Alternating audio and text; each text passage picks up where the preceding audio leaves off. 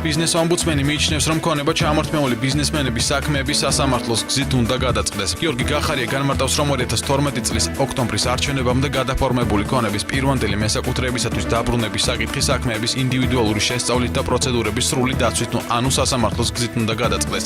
გახარიას თქმით, რომ სასამართლოს გზა აუცილებელია, რათა მომავალში გაუქმების ან გადახედვის რისკის ქვეშ არ დადგეს დღეს მიღებული გადაწყვეტილებები. შეგახსენებთ, პრემიერ-მინისტრის განცხადებით, ქონება ჩამორთმეული ბიზნესმენების კომპენსირებას 6 მილიარდ ლარამდე სჭირდება, რისი საშუალებაც ბიუჯეტს არ აქვს. ამიტომ საკითხთან დაკავშირებით პოლიტიკური გადაწყვეტილება იქნება მიღებული. ყველა ეს რასაც ქვია სამართლიანობის ადგილის რეჟიმი, ეს უნდა მოხდეს იურიდიული პროცედურების სრული დაცვით.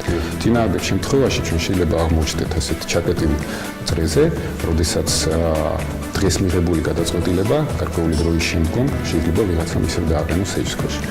და ჩვენ ამ შემთხვევაში გვაქვს ძალიან მარტივი მიდგომა, უბრალოდ უსვამთ ადამიანს შეკითხვას, რომ ისრულება თუ არა ის, რომ თქვათ ამ დაბრუნება მოხდეს გარკვეული თქვათ აქტის მეშვეობით და არა სასამართლო გზის მეშვეობით.